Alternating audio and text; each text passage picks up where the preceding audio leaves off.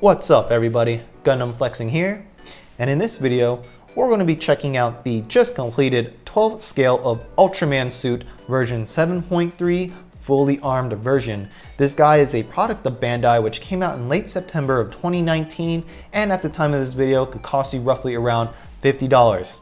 And for those of you who don't know who Ultraman is, he's a very popular figure in Japan. It spawned a lot of live action TV shows, a lot of manga, anime, and even films. And that's where I found him. I found him in the 2019 Netflix Ultraman show, and when I found out there's a kit, I knew I had to get it. This thing is awesome. It comes with a ton of weapon systems like a pair of blades, a pair of eye sluggers, X rifles, wide beam cannons. He's also encoded with a glossy red. That's how Bandai injected the plastic molding, so he's super shiny as well. He comes with his own transparent stand, and yes, he also comes with his own internal LED lights, which is unfortunate for me because it doesn't come with batteries, so I cannot demonstrate it to you in this video. So without further ado, before we check out the model kit we see in front of us, we're going to check out all the extra periphery items like the weapons, we're going to check out his stickers and decals, and then finally the stand, and then move on to Ultraman. And coming up is the decals.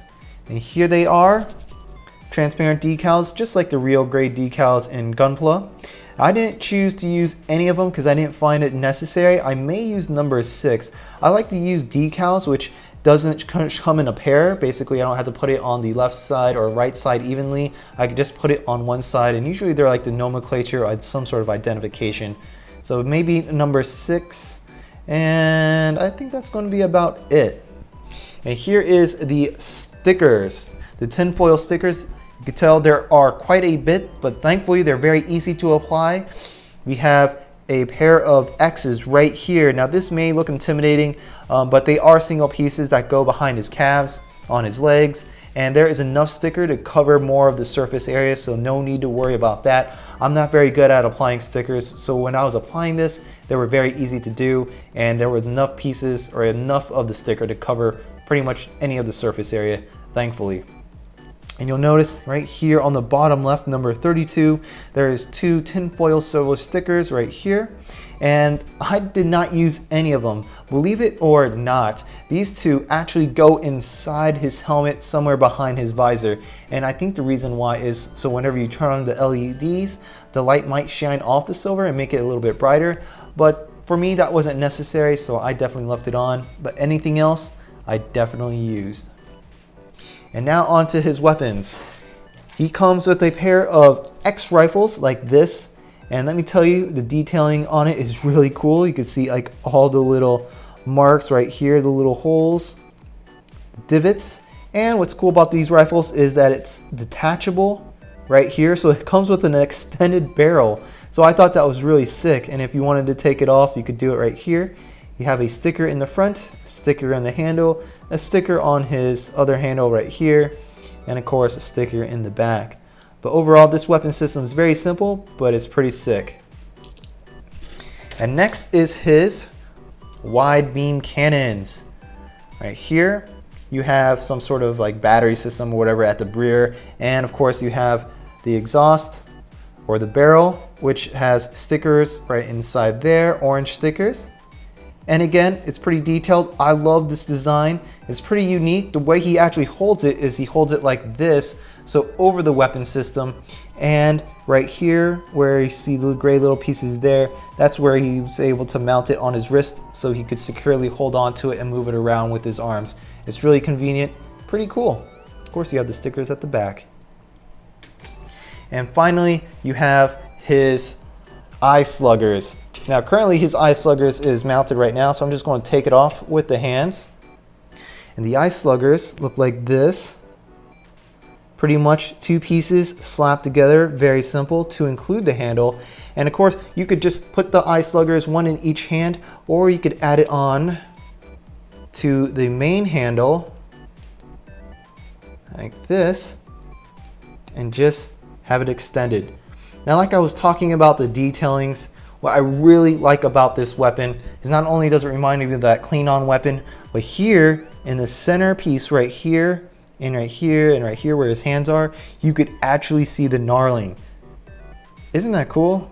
Man, that's a lot of attention to detail. Whoever is the sculptor for this Bandai product, hats off to you. Of course, you have like the gnarling at the side of the blades and the blade itself. It's a really cool looking weapon. And now on to the hands. Right now, since I already have this one up right here, we're going to talk about the hands. Interesting that he has two open hands right here, which allows him to grip this weapon or allows him to grip these two weapons right here at the top.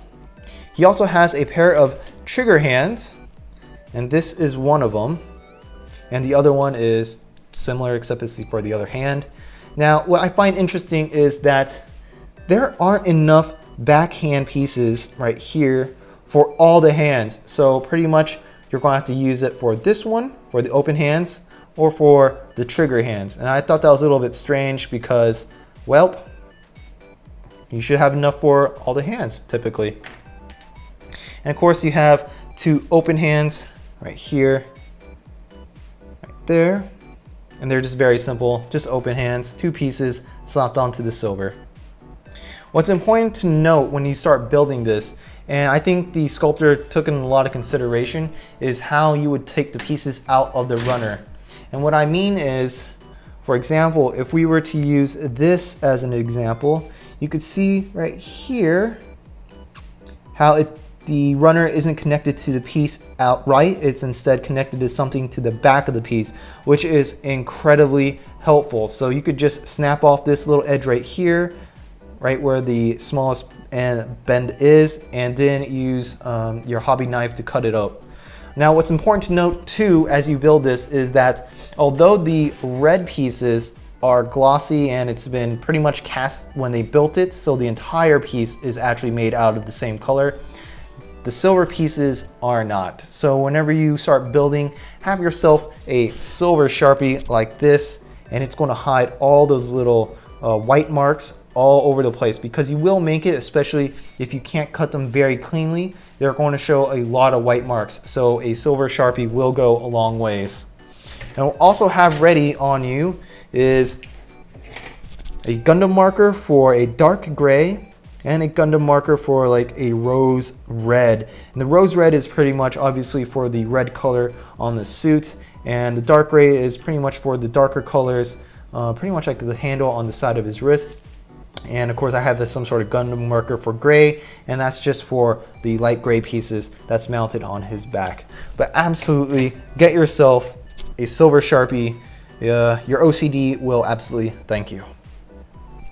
And before we go into Ultraman, very quickly, we'll go into the stand. Now, the stand is cool because I guess because it came with the model, but personally, I didn't really like the stand. It was just way too static. You can't bend it forward, you can't bend it backwards.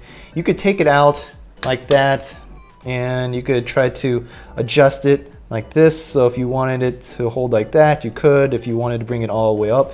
So basically there are only certain places where the stand will fit and angle itself, which isn't really helpful because this guy, his joints are very, very stiff. And here is the end where it goes into the back, like this right there. And I strongly prefer to use my own stand like this whenever I want to pose him. And because I want to pose him, I'm going to have to keep buying more. But stands like these are so much better than what I've discovered with the stand that he came on. Anyways, now for Ultraman. I'm going to take him off the stand right here. This guy is super, super cool. And again, his joints are extremely stiff. Here we have his helmet. It's pretty weird that he can't really bend his neck too far forward like this. Like he really can't tuck his chin in. It's also unique that he also can't really turn his head left or right. So really the only mobility is like head leaning like this. But his helmet is pretty cool. He has a transparent visor.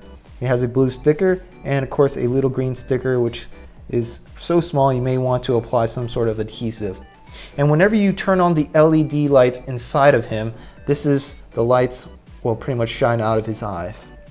We look at his chest, and I have to say that this design on his chest is pretty cool. It definitely reminds me of something like RoboCop or like a futuristic RoboCop. The glossy red, you can just see the lights shine off it. It's so dang cool.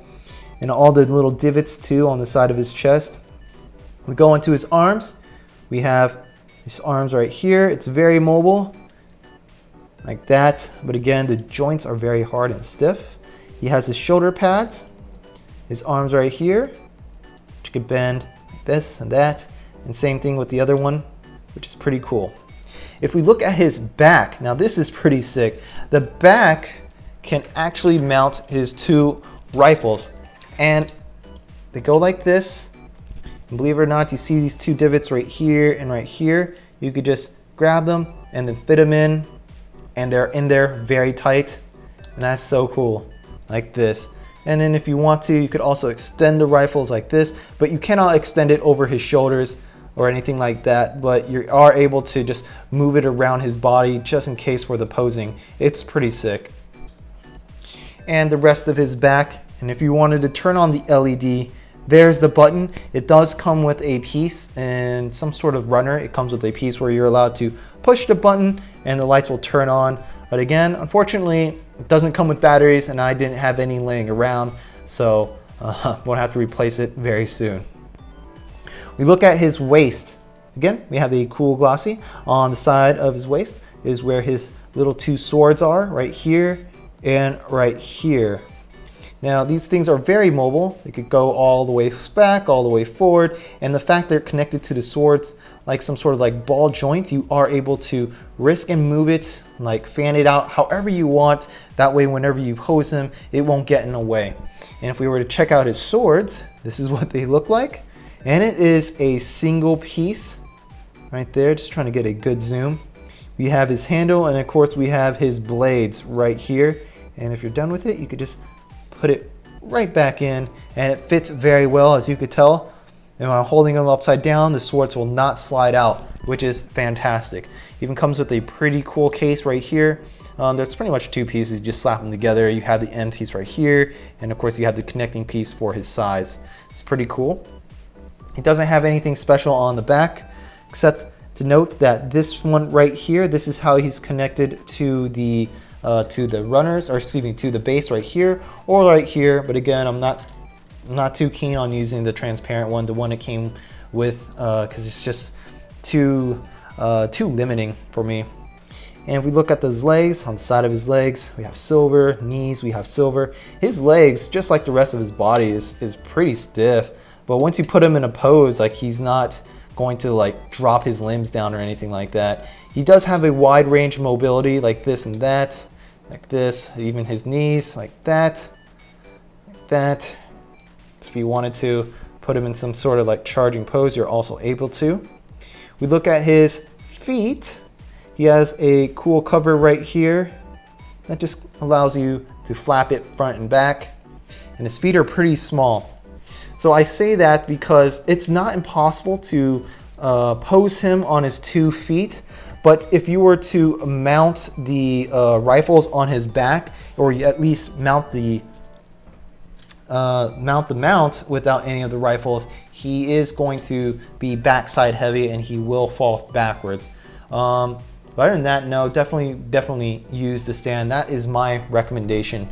I think this guy is a phenomenal design. Pays perfect homage to the Ultraman. This fully armored kind of deal is so sick. Like, the weapons are so cool.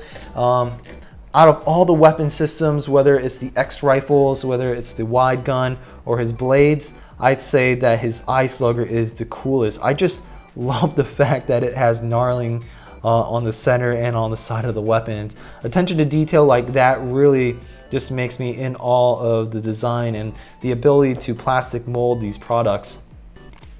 So overall, highly recommend. Get yourself a silver Sharpie at the minimum.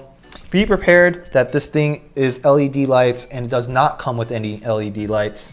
The stickers are easy to apply right here. I really didn't need to use any of the decals, so I can't really speak in detail. The only one I will definitely use is number 6. So that's all I have to say about this product. Ultraman is one hell of a build. Definitely recommend it to any builder, whether you're a fan of Gunpla, Ultraman, or just plastic modeling. This guy looks great, and I think he'll be a fine addition to your collection. As always, I appreciate you all for watching. If you have any questions or comments, please post it down in the section below and I'll get right to them. As always, oh yeah, I mean, wash your hands, wash your face, stay safe.